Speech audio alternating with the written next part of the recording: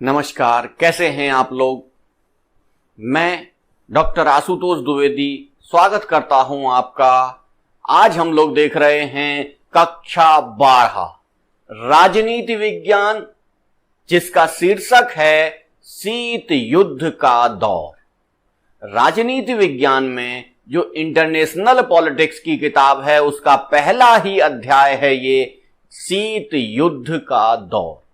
तो ये शीत युद्ध बेसिकली होता क्या है, आज हम लोग ये समझ लेते हैं। कई बार क्वेश्चन आ जाता है कि शीत युद्ध क्या होता है, ऑब्जेक्टिव टाइप क्वेश्चन आता है कि शीत युद्ध क्या हो जाता है, और उसमें ऑप्शन दे देते हैं ठंडे अस्त्रों से लड़ा जाने वाला युद्ध, ठंडी जगह पर लड़े जाना वाला युद्ध, बर्फ के हथियारों से लड़ा जाने वाला युद्ध, और हम लोग क्या करते हैं, देखते हैं शीत युद्ध। और अगर हमारा कॉन्सेप्ट क्लियर नहीं है तो शीत युद्ध में लगा के चले आते हैं बर्फ के हथियारों से लड़े जाने वाला युद्ध। ऐसा नहीं है शीत युद्ध। शीत युद्ध बेसिकली होता क्या है इसको हम लोग आज समझ लेते हैं। और जब कोई भी समस्या आती है तो अगर हमारा कॉन्सेप्ट क्लियर है तब कोई दिक्कत नहीं होती है, लेकिन यदि हमारा कॉन्सेप्ट क्लियर नहीं होता है तब बहुत सारी समस्याएं आती हैं। अब शीत युद्ध होता क्या है, युद्ध के आगे शीत क्यों लगा दिया। युद्ध तो हो रहा है लेकिन इसके आगे शीत लगा दिया। शीत का मतलब हो गया ठंडा। इसका अर्थ है कि युद्ध के पूर्व की तैयारी को शीत युद्ध कहा जाता है। यानी युद्ध हो नहीं रहा है लेकिन युद्ध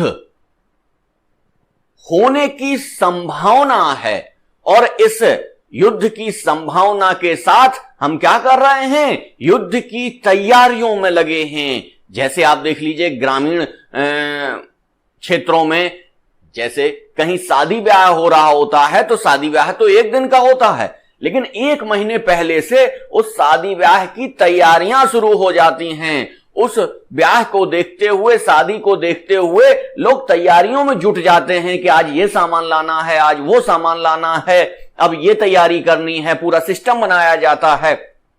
उसी तरीके से शीत युद्ध के लिए सारी तैयारियां हो रही थीं। ठीक है, किसके लिए, युद्ध के लिए। और जो तैयारियां चल रही थीं उन तैयारियों को क्या कहा गया, शीत युद्ध। यानी कि सीधे तौर से आप देख लीजिए कि युद्ध से पहले जो तैयारी हो रही है, ये किताबों में आपको नहीं मिलेगा कहीं। युद्ध के पहले जो हम युद्ध के लिए तैयारी कर रहे हैं उस प्रक्रिया को ही शीत युद्ध कहा जाता है।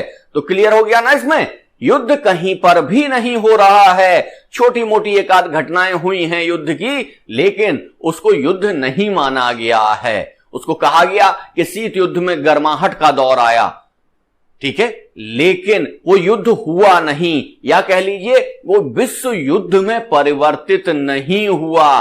तो शीत युद्ध 1945 से लेकर 1991 तक की जो स्थिति है उसमें शीत युद्ध की संज्ञा से संज्ञापित किया जाता है। इस दौरान पूरे विश्व परिदृश्य में जितनी भी घटनाएं हुई, जितनी भी परिघटनाएं हुई, भारत का पाकिस्तान से युद्ध तो हुआ लेकिन उसे तत्काल बंद कर दिया गया, उसको अंतरराष्ट्रीय हस्तक्षेप के द्वारा उसको बंद किया गया।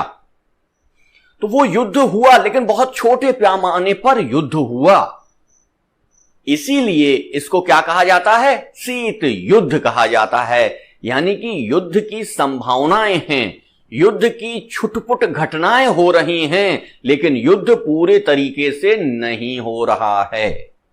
क्लियर, यहां पर युद्ध आपको दिखाई नहीं देगा, युद्ध की परिस्थितियां बनेंगी, युद्ध की तैयारियां हो रही होंगी, और मुख्य तौर से यह मानसिक युद्ध है। कैसा युद्ध है, मानसिक युद्ध है। इसकी दूसरी विशेषता आप कह सकते हैं कि यह मानसिक युद्ध है। शीत युद्ध एक प्रकार का मानसिक युद्ध है। क्यों, क्योंकि तैयारियां चल रही हैं। तैयारियां क्या होती हैं, दिमाग में होती हैं। जब दिमाग में हम उसे सोचते हैं तब उनके लिए एक रोड मैप बनाते हैं, और रोड मैप कहां बनता है, दिमाग में बनता है। फिर उसको लिखते हैं, फिर उसके हिसाब से तैयारियां शुरू हो जाती हैं। अब यहां पर देखने की स्थिति यह है कि शीत युद्ध क्यों प्रारंभ हुआ और कब प्रारंभ हुआ। शीत युद्ध 1945 से प्रारंभ हुआ। 1945 में प्रारंभ हुआ तो ऐसी कौन सी घटनाएं अंतरराष्ट्रीय परिदृश्य पर घटी जिसके कारण शीत युद्ध उत्पन्न हुआ। क्या था वो? द्वितीय विश्व युद्ध की समाप्ति। द्वितीय विश्व युद्ध समाप्त हो रहा था, द्वितीय विश्व युद्ध समाप्त हो गया, तब क्या स्थितियां बनी? युद्ध में जिस खेमे को विजय प्राप्त हुई उस खेमे ने उस विजय की अधिक से अधिक लाभ लेने के प्रयास में यह शीत युद्ध को जन्म दिया।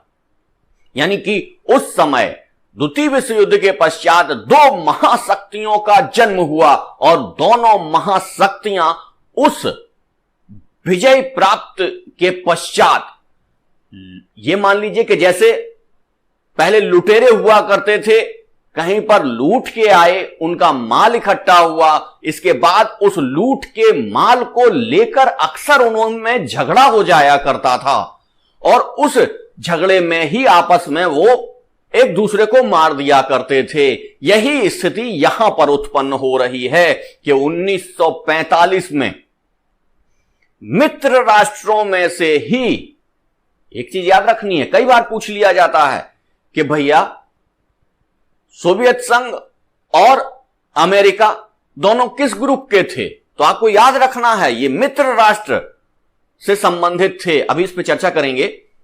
तो ये मित्र राष्ट्र से संबंधित थे, दोनों एक ही गुट में थे, दोनों ही विजेता बने थे और विजेता बनने के पश्चात अब इन्हें लगा कि यूएसएसआर भी ताकतवर है, यूएसए भी ताकतवर है। यूएसएसआर ने सोचा, सोवियत संघ ने सोचा कि कहीं दुनिया पर अमेरिका ना राज करने लगे, और अमेरिका ने सोचा सोवियत संघ ना दुनिया पर राज करने लगे। इसी प्रतिस्पर्धा में एक नई स्थिति का जन्म होता है। इस स्थिति को क्या कहा जाता है? शीत युद्ध। और इस मानसिक युद्ध में, मनः स्थिति के युद्ध में सोवियत संघ अपनी तैयारियों में जुट जाता है और अमेरिका अपनी तैयारियों में जुट जाता है और पूरे विश्व पर कब्जा करने की एक होड़ सी लग जाती है। हर तरीके की होड़ है ये, सैनिक होड़ है, आर्थिक होड़ है, टेक्नोलॉजिकल होड़ है, परमाणु बम की होड़ है, ये सारी की सारी होड़ हैं।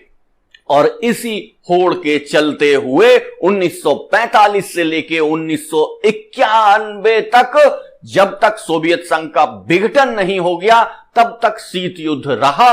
और शीत युद्ध ने दुनिया को पूरी तरीके से दो खेमों में विभाजित रखा। दुनिया स्पष्ट तौर से या तो अमेरिका गुट में थी या सोवियत संघ गुट में थी, लेकिन इसके एक नए विकल्प के रूप में भी एक विकल्प का जन्म हुआ जिसको कहते हैं गुट निरपेक्ष आंदोलन, जिसके जन्मदाताओं में से एक हमारे प्रधानमंत्री श्री जवाहरलाल नेहरू भी थे।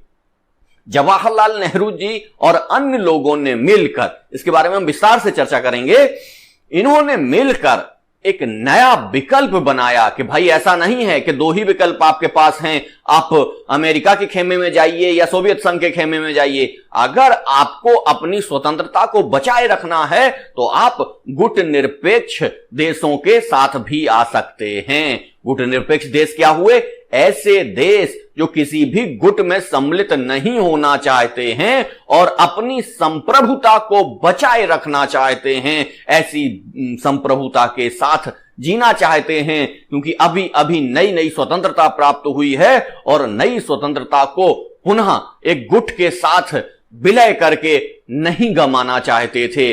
इसलिए इन्होंने एक नया विकल्प दिया। तो अब 3 विकल्प हो गए। क्योंकि ये नया विकल्प था तो ये कुछ कमजोर विकल्प था, फिर भी दुनिया दो खेमों में ही बटी दिखाई देती रही।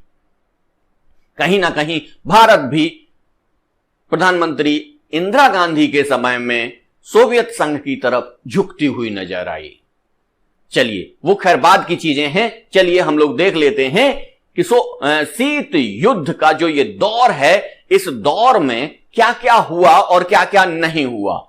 सबसे पहले देखते हैं शीत युद्ध का अर्थ क्या है। शीत युद्ध का अर्थ, जैसे अभी हमने आपको बताया, मानसिक युद्ध है, युद्ध की तैयारियां हैं, लेकिन क्या है पहला पॉइंट कि इसमें वास्तविक युद्ध नहीं होता है। छुटपुट घटनाएं हो जाएं तो उनको भी अन्य देश आकर संभाल लेते हैं, उसे विश्व युद्ध में परिवर्तित नहीं होने देते हैं। पहला पॉइंट। दूसरा पॉइंट यह है कि केवल युद्ध की संभावना बनी रहती है। ठीक है, जैसा पहला पॉइंट में हमने कहा कि वास्तविक युद्ध नहीं होता है इसमें, और दूसरा पॉइंट, लेकिन लगातार युद्ध की संभावनाएं बनी रहती हैं। जैसे पाकिस्तान के साथ भारत का एक युद्ध हो रहा था, उसमें सोवियत संघ भारत का साथ दे रहा था तो पाकिस्तान का साथ अमेरिका दे रहा था, और कहीं ना कहीं लगने लगा कि तीसरा विश्व युद्ध अब हो जाएगा, लेकिन फिर भी परिस्थितियां संभाली गई और दोनों सेनाएं अपने क्षेत्र में वापस आ गईं। भारत और पाकिस्तान के मध्य युद्ध विराम कर दिया गया। ऐसी बहुत सारी स्थितियां बनी। चलिए, इसका तीसरा पॉइंट है संघर्ष तनाव की स्थिति बनी रहती है। मतलब क्या है, इस दौरान 1945 से लेके 1991 तक का जो ये दौर है, बड़ा लंबा दौर है, लगभग 45 वर्षों का ये दौर है, और इन 45 वर्षों के दौर में संघर्ष और तनाव की स्थिति लगातार बनी रहती थी। सारे देश युद्ध के प्रति तैयारियां कर रहे थे। जैसे आप देखिए, कभी कभी भारत में ऐसी स्थितियां आ जाती हैं, लगता है कि अब लड़ाई होने वाली है, झगड़ा होने वाला है, दंगा होने वाला है, तो लोग क्या करते हैं, अपनी छतों पर पत्थर इकट्ठा करना शुरू कर देते हैं, अपनी तैयारियां शुरू कर देते हैं। उसी तरीके से संपूर्ण विश्व के देश अपने यहां हथियार जुटा रहे थे, हथियारों की होड़ कर रहे थे और युद्ध की तैयारियों में लगे हुए थे। ऐसी स्थितियों को ही क्या कहा गया, शीत युद्ध। यह थी हमारी तीसरी विशेषता। अब हम लोग देख लेते हैं कि शीत युद्ध की चौथी विशेषता क्या है। इसमें क्या अर्थ है शीत युद्ध का, कि किस कारण से शीत युद्ध को युद्ध नहीं कहा जाता है। शीत युद्ध में हमले की आशंका लगातार बनी रहती है। लगातार यह लगता है कि अब अगला देश हमारे ऊपर क्या करेगा, हमला कर देगा। यह ऐसी स्थिति क्यों उत्पन्न होती है, इसीलिए कि जैसे मान लीजिए आप नव स्वतंत्र देश हैं, अभी आप स्वतंत्र हुए और आपको लगने लगा कि आपका पड़ोसी आपके ऊपर हमला कर सकता है, आपकी स्वतंत्रता को बाधित कर सकता है। अगर ऐसी परिस्थितियां उत्पन्न ना हो, विश्व पटल पर ऐसी स्थितियां ना दिखाई जाएं आपको, तो आप कैसे इन देशों के साथ जुटेंगे? आप सोवियत संघ खेमे में कैसे जाएंगे और अमेरिका खेमे में कैसे जाएंगे? जब तक भय उत्पन्न नहीं होगा। तो अंतरराष्ट्रीय परिदृश्य पर एक भय का वातावरण बनाया जाता था। भय के इस वातावरण में ही अपनी स्वतंत्रता को बचाने के लिए, अपने पड़ोसी से बचने के लिए या अपने दुश्मनों से बचने के लिए कहीं ना कहीं छोटे राष्ट्र इन महाशक्तियों के साथ गठबंधन करते थे और उनके गठबंधन में सम्मिलित होते थे। ऐसी स्थितियां पैदा कर दी जाती हैं। यह अंतरराष्ट्रीय राजनीति है। एक बार अगर आपको समझ में आ गई तो दोबारा पढ़ने की आवश्यकता नहीं है, लेकिन यदि आपको एक बार नहीं समझ में आई तो फिर पूरी किताब पढ़ लीजिए, आपको कुछ नहीं समझ में आएगा। बहुत सारे बच्चे कहते हैं कि सर हमको ये नहीं समझ में आता है, इसीलिए शीत युद्ध समझ लीजिए। यदि आपने शीत युद्ध समझ लिया, अंतरराष्ट्रीय परिस्थितियां समझ ली, इसमें होता क्या है, सामने कुछ दिखाया जाता है लेकिन पर्दे के पीछे कुछ और हो रहा होता है। राजनीति की जगह कूटनीति महत्वपूर्ण हो जाती है। देश कहते सब अच्छा अच्छा हैं लेकिन काम कुछ दूसरा कर रहे होते हैं। ऐसी स्थितियां उत्पन्न, जैसे ही आपके पढ़ने में, लिखने में, देखने में ये दृष्टि आपकी विकसित हो जाएगी कि आप घटना के पीछे की स्थितियां समझने लग जाएंगे, तो आपको वो सारी चीजें स्पष्ट दिखाई देने लगेंगी कि किन परिस्थितियों के कारण क्या हो रहा है। चलिए आइए देख लेते हैं कि शीत युद्ध की 5वीं विशेषता क्या है। इसमें रक्त रंजित युद्ध नहीं होता। शीत युद्ध में, यदि शीत युद्ध में युद्ध हो गया तो शीत युद्ध बचेगा ही नहीं, वो तो युद्ध हो गया सीधा सीधा। तो शीत युद्ध में क्या है, रक्त रंजित युद्ध नहीं होता है। होता भी है कहीं आप पकड़ लाए, छोटे मोटे उदाहरण आपने दे दिए, भारत पाकिस्तान का युद्ध हुआ था सर, तो वो अपवाद स्वरूप हैं, वो छोटी छोटी चीजें हैं, लेकिन इनका विस्तार ज्यादा नहीं हो पाया है। ठीक है, तो आप फिर से समझ लीजिए कि ये शीत युद्ध एक ऐसा युद्ध है जो वास्तविकता में युद्ध नहीं होता है। केवल इसमें दूसरा क्या है, केवल युद्ध की संभावनाएं बनी रहती हैं। यदि आपको युद्ध का भय नहीं दिखाया जाएगा तो आप अंतर्राष्ट्रीय स्तर पर बनने वाले जो हथियार हैं उन हथियारों को क्यों खरीदेंगे अपने यहां, आप महाशक्तियों या गठबंधन की सेनाएं अपने यहां क्यों रखेंगे।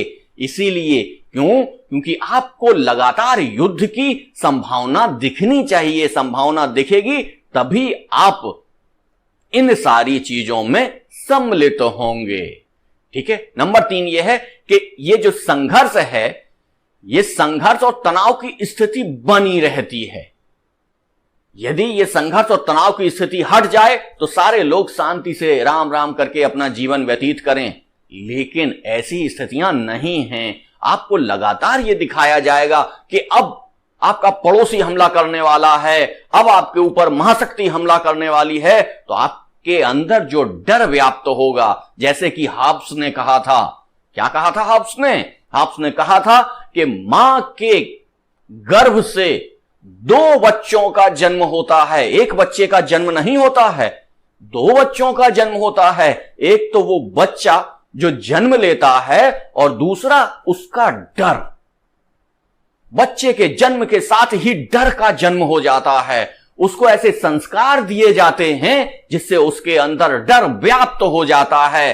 जैसे ही वो थोड़ा सा बड़ा होता है उसको बताया जाने लगता है कि अब भूत आ जाएगा, अब चुड़ैल आ जाएगी, अब पुलिस पकड़ ले जाएगी आपको। तो ये तरह तरह के डर उसके अंदर व्याप्त करा दिए जाते हैं। जब ये डर उसके अंदर छोटे से ही डाले जाते हैं, ऐसा नहीं है कि इंडिया में ही ऐसा किया जाता है, संपूर्ण विश्व में ऐसा होता है।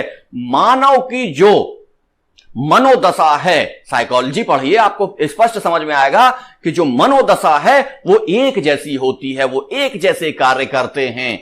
तो उस मन स्थिति के कारण मां की गर्भ से एक तो बच्चा जन्म होता है और दूसरा उसका डर, उसका भय जन्म लेता है।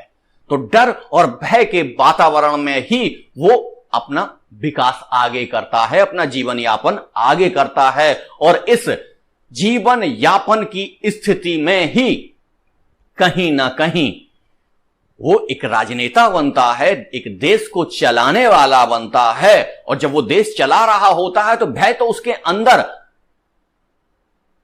व्याप्त हो गया है, संस्कारों की तरीके से बैठ गया है, संस्कार बन गया है उसका भय। तो भय उसके अंदर रहेगा तो लगता है कि अरे मैं कुर्सी पे बैठा हूं और सामने वाले ने अगर युद्ध छेड़ दिया, हमारे यहां आतंकवादी हमला करवा दिया, हमारे नागरिकों को मार दिया तो हमारी स्थितियां बिगड़ जाएंगी। इसलिए अपने पहले से तैयारी करके रखो, कोई काम ऐसा नहीं होना चाहिए जिसमें नाम बदनाम हो। तो वो क्या करते हैं, तुरंत जाके किसी महाशक्ति के साथ गठबंधन बना लेते हैं, अपने यहां बड़े बड़े हथियारों की खरीद करते हैं। इसी से तो हथियारों की होड़ बढ़ती है। ठीक है, इसीलिए कहा जाता है कि शीत युद्ध में संघर्ष और तनाव की स्थिति लगातार बनी रहती है। चौथी स्थिति क्या है, हमले की आशंका बनी रहती है। ठीक है, 5वां क्या है, रक्त रंजित युद्ध इसमें नहीं होता है। यदि रक्त रंजित युद्ध हो जाए तब फिर क्या होती हैं, ऐसी स्थितियां समाप्त हो जाती हैं।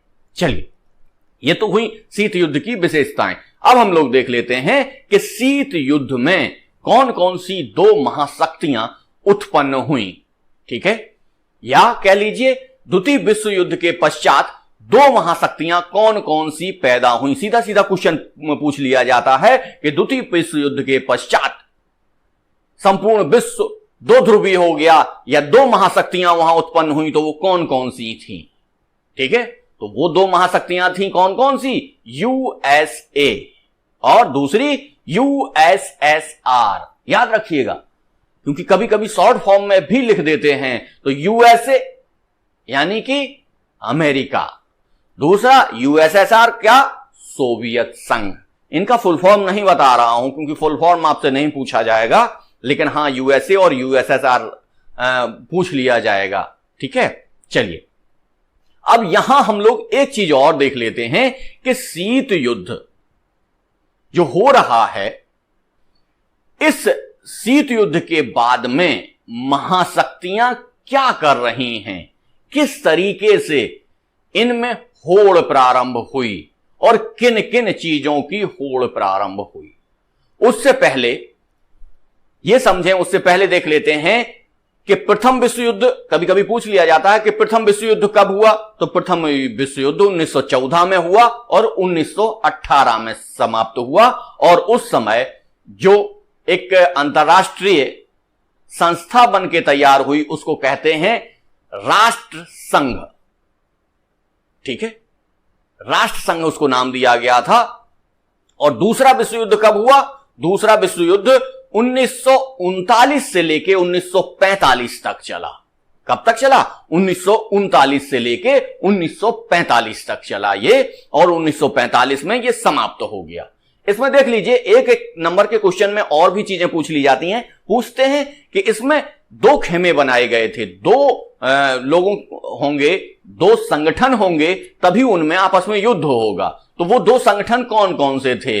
एक को कहा गया मित्र राष्ट्र और दूसरे को क्या कहा गया? धुरी राष्ट्र। तो मित्र राष्ट्रों में कौन कौन से थे? अमेरिका, फ्रांस, सोवियत संघ और ब्रिटेन। कौन कौन? अमेरिका, फ्रांस, सोवियत संघ और ब्रिटेन। थे तो बहुत सारे देश, भारत भी उसमें सम्मिलित हुआ था, लेकिन ब्रिटेन के अंतर्गत गया था।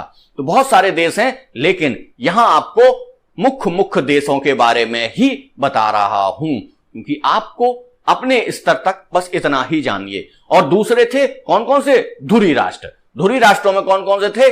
जर्मनी था, जापान था, इटली था। कौन कौन से थे? जर्मनी था, जापान था, इटली था। क्योंकि अभी आप छोटे हैं, आपको अगर बहुत सारी चीजें आपको एक साथ बता दी तो आप कंफ्यूज हो जाएंगे। तो ऐसे कंफ्यूजन की स्थिति में फिर आप इस सब्जेक्ट से दूर होते चले जाएंगे। चलिए, इसमें हम लोग सीधा जान लेते हैं कि द्वितीय विश्व युद्ध के पश्चात दो महाशक्तियां उत्पन्न हुई। कौन सी? सोवियत संघ और अमेरिका। सोवियत संघ और अमेरिका में जब अपने वर्चस्व की लड़ाई की होड़ मच गई, तब क्या स्थितियां बनी, क्या क्या स्थितियां थीं, उनको हम लोग देख लेते हैं। ठीक है, सबसे पहले क्या हुआ कि जीत गए। अब जीतने के बाद मित्र राष्ट्र जीत गए। जीतने के इस विश्व युद्ध में विजय प्राप्त करने के बाद बाकी जो अन्य राष्ट्र थे वो छोटे थे, लेकिन बड़े जो महाशक्तियों के रूप में उभरे वो थे कौन से? अमेरिका और सोवियत संघ। और अमेरिका और सोवियत संघ दोनों में क्या हुआ? महाशक्ति बनने की होड़ प्रारंभ हो गई। और महाशक्ति यानी कि ऐसी शक्ति जो सब पर राज करे। तो अमेरिका चाह रहा था वो सोवियत संघ पर राज करे, सोवियत संघ चाह रहा था वो अमेरिका पर राज करे। तो यहीं से वो क्या हुआ? लूट के माल की बंटवारे को लेकर झगड़ा प्रारंभ हो गया। और इस झगड़े को लेकर ही क्या हुआ? लोग अपनी प्रतिस्पर्धा करने लगे, प्रतियोगिता करने लगे कि हम ज्यादा लोगों को अपने साथ ले लेंगे, हम अपने ज्यादा संसाधन जुटा लेंगे, हम टेक्नोलॉजी में बहुत आगे हैं, हम आप परमाणु बम बना लेंगे, हम रसायन बम बना लेंगे। और इन सारी शक्तियों में महाशक्ति बनने की एक होड़ प्रारंभ हो गई इन दो महाशक्तियों के मध्य। कौन कौन सी? यूएसएसआर और अमेरिका, इन दोनों के मध्य। और जब अपनी शक्ति बढ़ाने की होड़ हुई, जब ये लगा कि अपनी शक्तियां बढ़ा लें, तो शक्तियां कैसे बढ़ाएंगे? कैसे बढ़ाएंगे? अपने साथ लोगों को जोड़ें, अपने हथियारों को जोड़ें, अपनी सेनाएं बढ़ाएं, तभी तो होगा। तो अगला पॉइंट है हथियारों की होड़ बढ़ गई, यानी कि विश्व में तेजी से लोग हथियार जुटाने लग गए, हथियार बनाने लग गए। और हथियार बनाएंगे, महाशक्तियां ही हैं, वही हथियार बना रही हैं। अब हथियार बना तो रहे हैं, बहुत बड़ी टेक्नोलॉजी इसमें प्रयोग कर रहे हैं, बहुत सारी संस्थाएं इसमें लगी हुई हैं, बहुत सारा पैसा इसमें लगा हुआ है। तो हम क्या करेंगे? इनको बेचेंगे, अन्य लोगों को बेचेंगे, विश्व के अन्य देशों को बेचेंगे। और विश्व के अन्य देशों को तभी हम बेच पाएंगे जब उनके अंदर डर व्याप्त कर पाएंगे, हम उनको डर दिखा पाएंगे। ऐसी स्थिति में हथियारों की एक होड़ सी मच गई पूरे विश्व में। सारे देश हथियार खरीदने के लिए आमादा हो गए और अपने जीडीपी का बहुत बड़ा हिस्सा हथियारों की खरीद पर लगा रहे थे। ठीक है, चलिए इसमें अगला पॉइंट है कि इस कारण से हथियारों की होड़ से लेकर इन दोनों के बीच भयंकर प्रतिस्पर्धा प्रारंभ हो गई। प्रतिस्पर्धा का मतलब होता है प्रतियोगिता।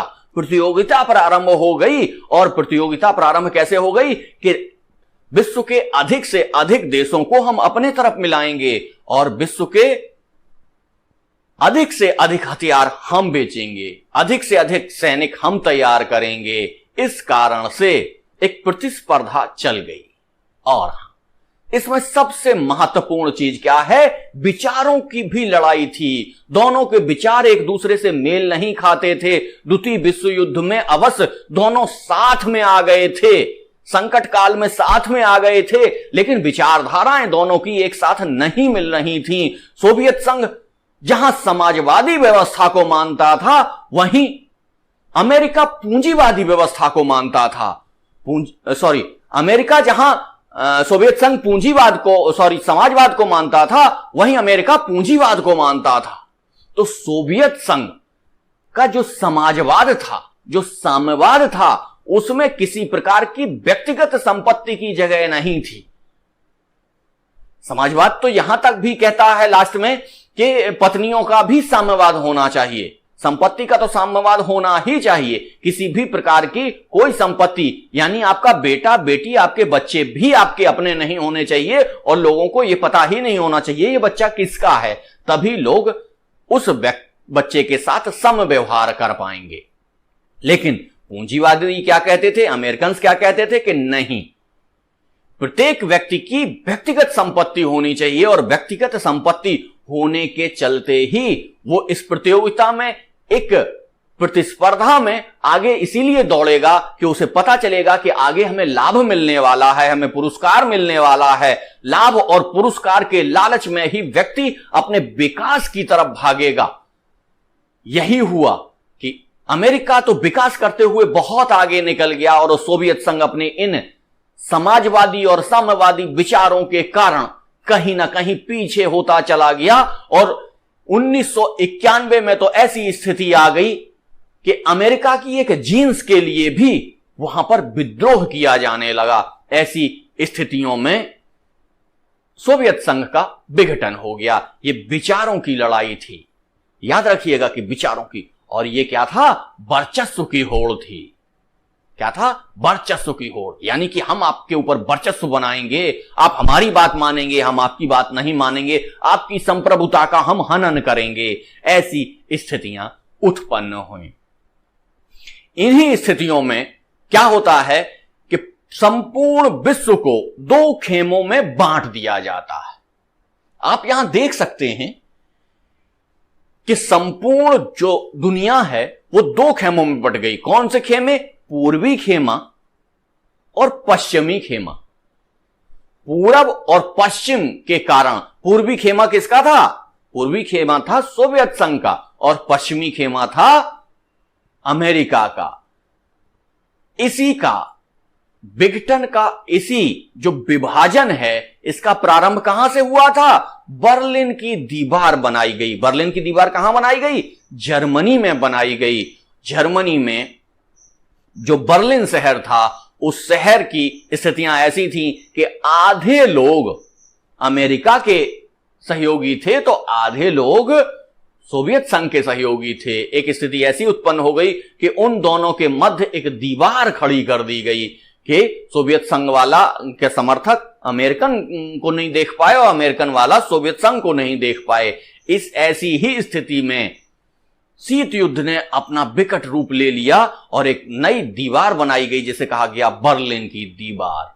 बर्लिन की दीवार 1989 में तोड़ दी गई। यहीं से कहा गया क्या, सोवियत संघ के विघटन का आरंभ माना जाता है और 1991 में पूर्णतः सोवियत संघ का विघटन हो जाता है। ठीक है, तो संपूर्ण दुनिया दो ध्रुवों में बट गई, पूर्वी खेमा और पश्चिमी खेमा। पूर्वी खेमा किसका था? पूर्वी खेमा किसका था? पूर्वी खेमा था सोवियत संघ का, जिसे कहते हैं किसको? समाजवादी या साम्यवादी व्यवस्था। और पश्चिमी खेमा कौन सा था? अमेरिका का, जिसे क्या कहा गया? पूंजीवादी व्यवस्था। तो टकराव किसके बीच हो रहा था? पूंजीवादी व्यवस्था और साम्यवादी व्यवस्था के मध्य टकराव चल रहा था लगातार। इस टकराव में संपूर्ण विश्व के देश उलझे हुए थे। अब यहां पर हमको एक चीज और एक छोटा सा क्वेश्चन और लेंगे, वीडियो बड़ा हो रहा है इसलिए ज्यादा नहीं बढ़ाएंगे, कि संपूर्ण जो ये महाशक्तियां थीं, ये महाशक्तियों को तो लाभ हो रहा था छोटे देशों को अपने साथ मिलाने में, लेकिन क्या छोटे देशों को भी लाभ हो रहा था? हां, हो रहा था। कौन कौन सा लाभ हो रहा था? ये 2 नंबर के क्वेश्चन में कई बार पूछा जाता है। क्या लाभ हो रहा था? चलिए देख लेते हैं कि छोटे देशों को महाशक्तियों के गठबंधन में सम्मिलित होने से क्या लाभ था या क्या लाभ हो रहा था, कई बार पूछा जाता है।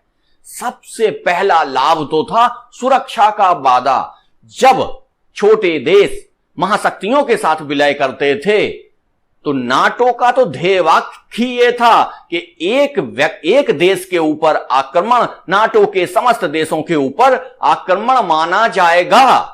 यानी यदि हम नाटो में सम्मिलित होते हैं, इसीलिए पाकिस्तान नाटो में सम्मिलित हो गया था कि नाटो के में सम्मिलित किसी भी एक देश पर यदि कोई देश आक्रमण करता है तो वो ये ना समझे कि हम एक देश पर आक्रमण कर रहे हैं, वो ये समझ ले कि वो नाटो में से संबंधित जितने भी देश हैं उन संपूर्ण देशों पर आक्रमण कर रहे हैं और सारे देश मिलकर लड़ेंगे। तो पहला ये पॉइंट है कि सुरक्षा का वादा उनको दिया जाता था।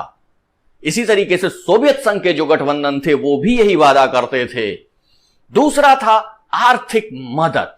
ये अभी नव स्वतंत्र देश थे, गुलामी से स्वतंत्र हो रहे थे, इनकी आर्थिक स्थिति अच्छी नहीं थी, इनके पास टेक्नोलॉजी नहीं थी, इनके पास रॉ मटेरियल तो था लेकिन उसको उत्पाद में नहीं बदल पाते थे, इसलिए इन्हें पैसे की बहुत आवश्यकता थी। तो पैसे की मदद मिल जाती थी। आर्थिक मदद के लिए ये छोटे छोटे देश जो अविकसित थे, जो विकासशील थे, वो कहीं ना कहीं सोवियत संघ और अमेरिका की तरफ देख रहे थे और उनके खेमे में जा रहे थे, उनसे हाथ मिला रहे थे। अगला है सैन्य सहायता। सैन्य सहायता कौन सी सैन्य सहायता? कि यदि हमारे ऊपर कोई खतरा आता है तो हमें सैनिक सहायता मिल जाएगी। ठीक है, इसमें अगला है हथियार, क्योंकि हमारे पास हथियार है नहीं, हम जानते नहीं है हथियार, आधुनिक हथियार कैसे बनाए जाते हैं, हमारे पास इंजीनियर नहीं है, उतना हमारे पास रॉ मटेरियल नहीं है। रॉ मटेरियल तो है लेकिन वो टेक्नोलॉजी नहीं है जिसके माध्यम से हम इसे उत्पाद में बदल दें। और ये टेक्नोलॉजी किसके पास है? इन्हीं महाशक्तियों के पास है। तो हम जब इनसे जुड़ेंगे वो टेक्नोलॉजी हमें प्राप्त होगी, वो अपने इंजीनियर भेज के हमारे यहां उत्पादन प्रारंभ कर देंगे, या हम हथियार इनसे खरीद लेंगे। ये जो हमें आर्थिक मदद दे रहे हैं उसकी जगह हम हथियार खरीद लेंगे। इस विश्व में अपनी आजादी को बचाए रखना मुश्किल हो रहा है, तो इसको बचाने के लिए, चूंकि भय व्याप्त हो चुका था, इसलिए छोटे देश महाशक्तियों के साथ सम्मिलित होते थे। ये कैसे कैसे चलता है, कैसी स्थितियां बनती हैं शीत युद्ध के दौर में, ये सारी चीजें हम आपको बताएंगे, एक एक करके बताएंगे। आप एकदम निश्चिंत हो जाइए, वीडियो बड़ा ना हो इसलिए इसको यहीं तक रखते हैं। हां, जिन छात्रों ने हमारे चैनल को सब्सक्राइब नहीं किया है तो प्लीज इसको सब्सक्राइब कर लीजिए। वीडियो अगर पसंद आया है तो इसे लाइक करिए और अधिक से अधिक शेयर करिए। धन्यवाद।